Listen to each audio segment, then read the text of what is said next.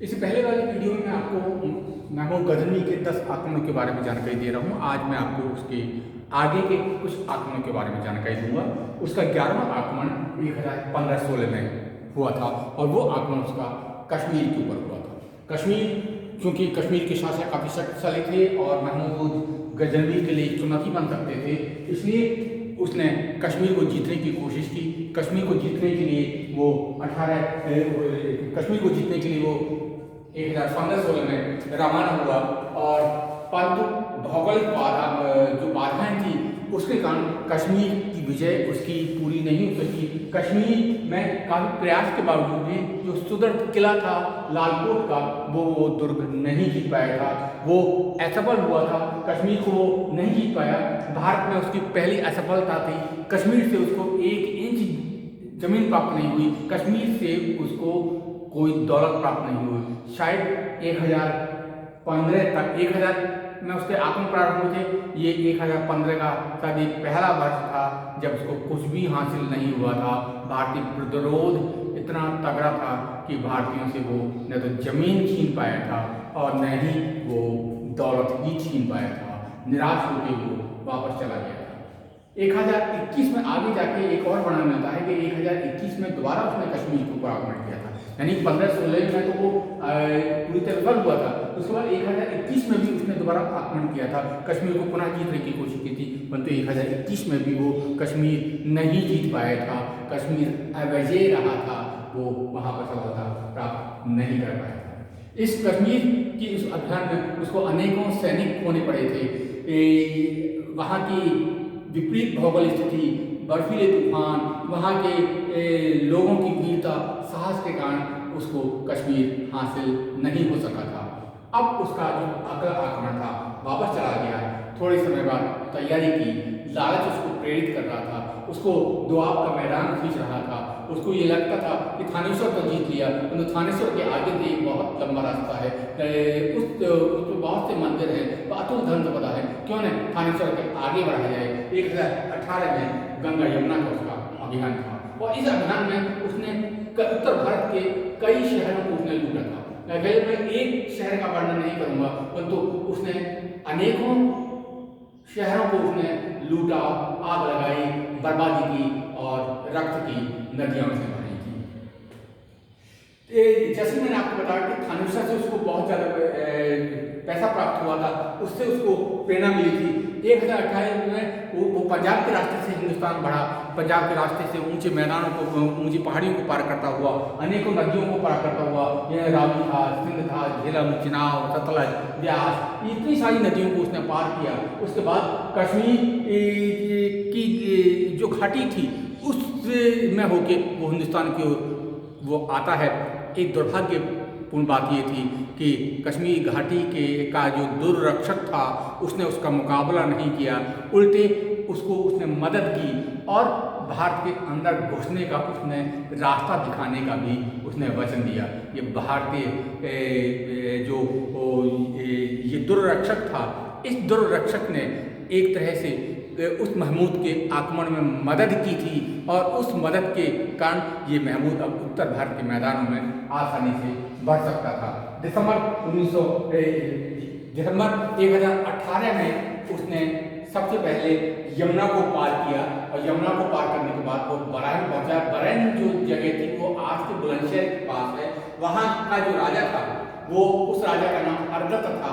उसने जब देखा कि वो महमूद गजनवी का मुकाबला नहीं कर पाएगा तो उसने अपने आदमियों के साथ वो किले के बाहर आया था और करीबन 10,000 आदमियों के साथ उसने आत्मसमर्पण कर दिया।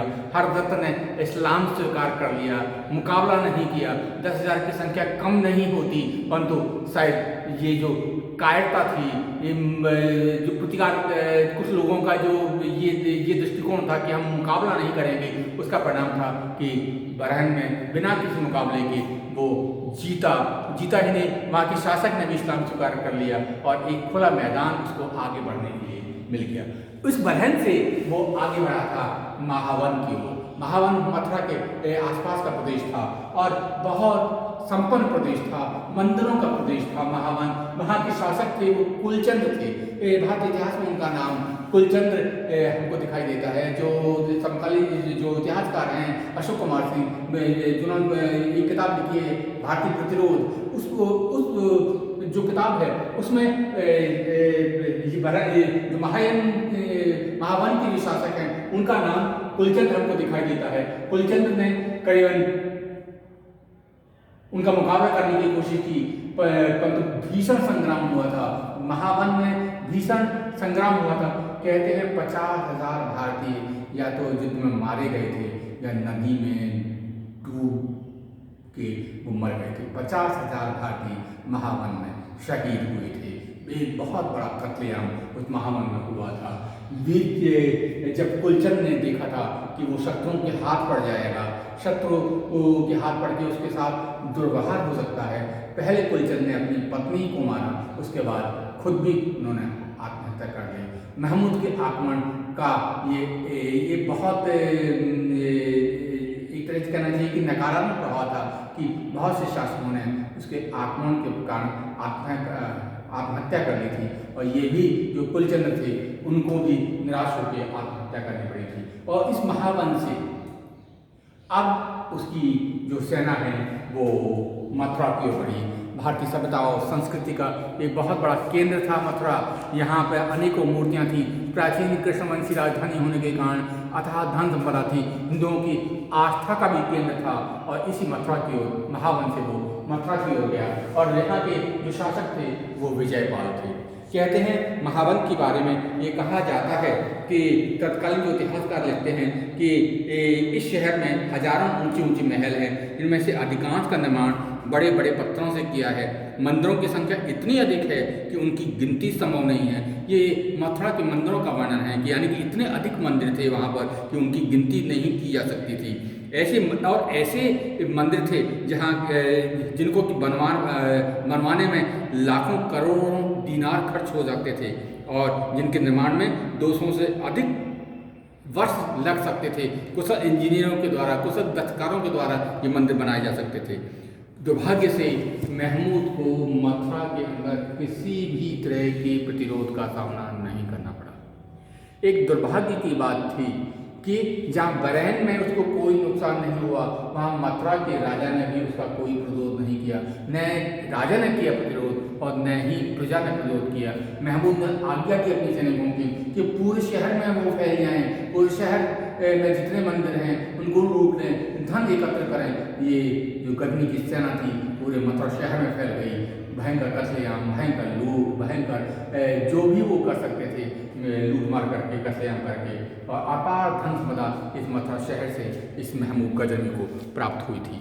और इस विजय से उसकी महत्वाकांक्षा इतनी अधिक बढ़ गई थी कि उसके बाद उसने अपना जो अगला जो पड़ाव था वो उसने मथुरा से वो कन्नौज की ओर रवाना हुआ।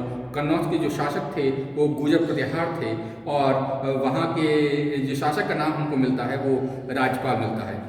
समुदाय ऐसा लगता है कि महमूद अचानक राजपाल के ऊपर आक्रमण करना चाहता था, और इसलिए उसने अचानक आक्रमण किया, परंतु जो कन्नौज के शासक थे राजपाल, वो भी उसका मुकाबला नहीं कर पाए।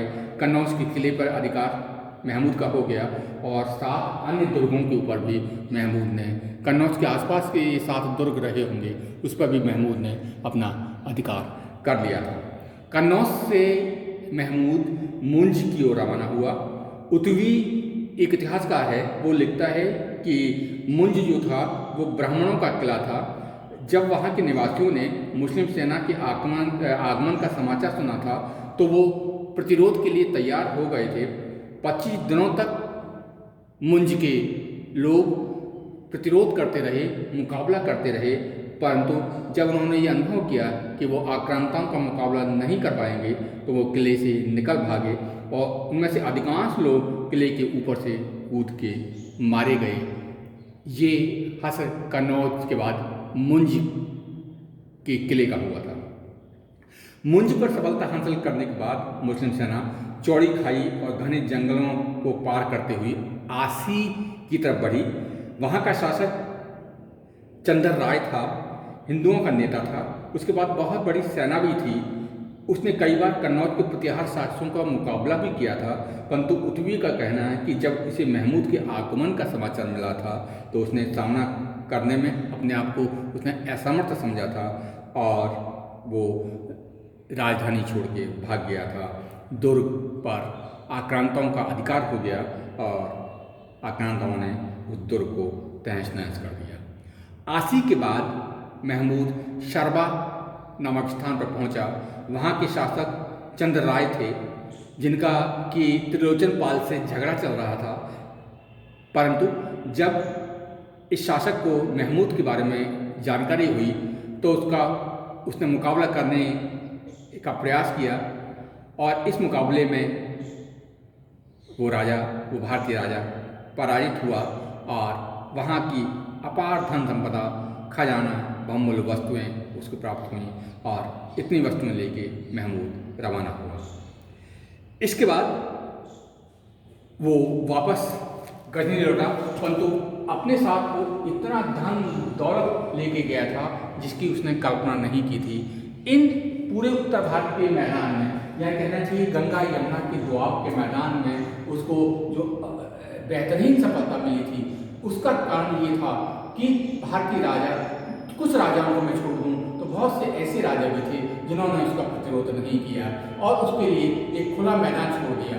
ये लूट, ये भयंकर जो आक्रमण थे, उससे भारतीय समाज और संस्कृति को बहुत गहरी चोट पहुँची। भारतीय संस्कृति, भारतीय आस्था के केंद्र मंदिर नष्ट कर दी गई। हजारों की तादाद में भारतीयों को मार डाला गया या गुलाम बना लिया गया और अपने पीछे रोता पीटता दोआब का मैदान, रोता पीटता हिंदुस्तान महमूद छोड़ गया। उसके बाद वो वापस गजनी लौट गया अगले आक्रमण की तैयारी के लिए।